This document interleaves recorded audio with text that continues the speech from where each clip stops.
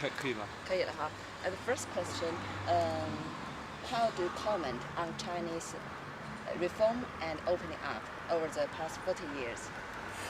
This is the wonderful anniversary of Deng Xiaoping making the decision for the great opening up and the great reform. And it has been profound. It's not so well realized how much this has changed the world, not only China. It was an amazing decision. And during those 40 years, almost 800 million people in China have been lifted from poverty to a better life. But that is not all. It has been much more than an economic opening up. It has enabled millions of Chinese people to travel the world, to learn about world affairs, to open up their own minds, and usually to go back to China to fulfill part of the China dream. There are today 1 million Chinese people in Africa. There are more than 100,000 students in our universities in the UK. We see them all the time. So it was such a wise decision to open up and to enable so many Chinese people to become very, very strongly international in their thinking and to understand another culture. And I think it has been a major contributor to the overall international development of the Chinese economy. Yeah, thank you very much. And nowadays, Chinese President Xi Jinping said China will make further in the reform and opening up. What do you think of that? I think that is another amazing endorsement of the policy of internationalization and globalization. And we should be very pleased that one of the world's leaders, of one of the world's great nations, is making this policy and saying these things, because a lot of the world has become inward-looking. And America says America first, and Mr. Xi says, hey, let's work together across the borders and make the world better for everyone. And I don't believe that trade wars are helpful. And I don't believe that trade wars will be won. And I don't believe the trade war is really about trade. It's about something else.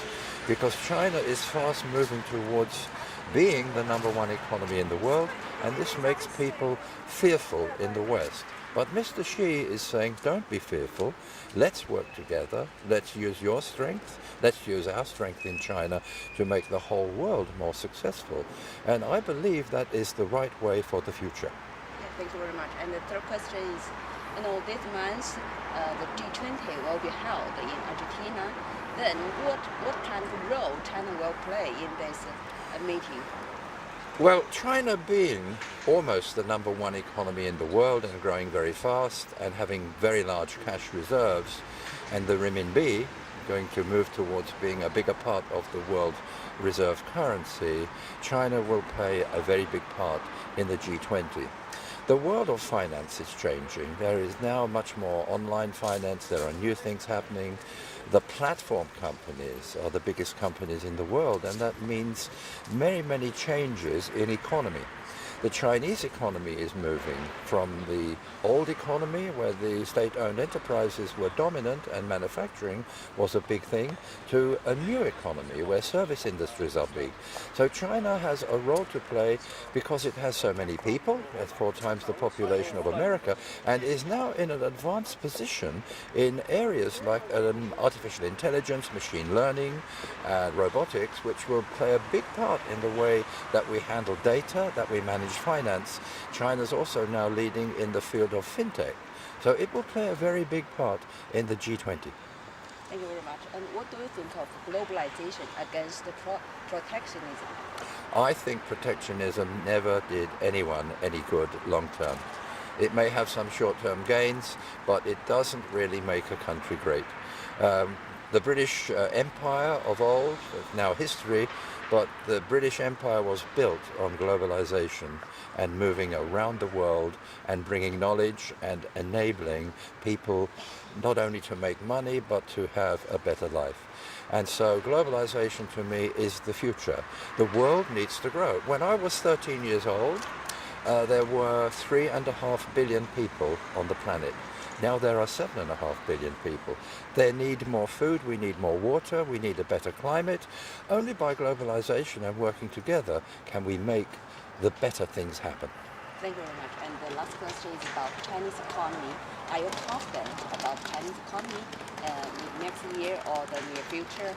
Yes, I'm confident, but there will be more challenges. The Chinese economy could not possibly go on growing at 9 or 10%, but it's still growing at 6 or 7%. It will be challenged. The environment, the need for climate change, the need for spending more money on research, the need for making sure that the population continues to be prosperous, that more new jobs are created, and I see great things happening in China to enable through education more people to start companies. I think Mr. Xi has it in mind that not only will the state-owned enterprises be reformed, and they need to be reformed, because the Chinese economy needs more and more very exciting new companies that grow.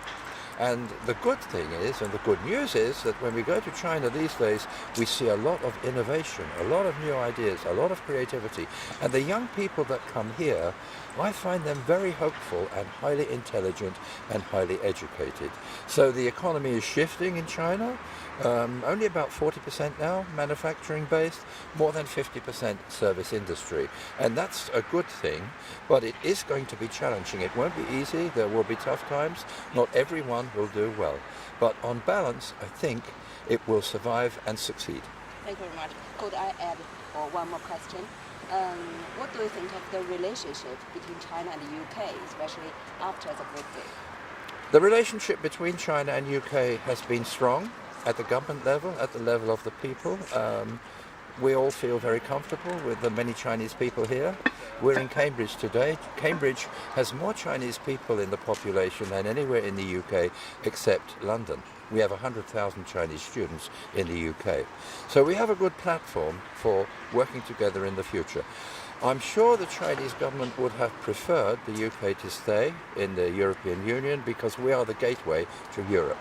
But I don't think that Brexit will change the good work we are doing in China. Indeed, the UK should be working harder than ever to grow more business in China after Brexit, because we certainly will be losing some in Europe. So it will be as positive, I think, as it has been in the past. Thank you very much. Thank you.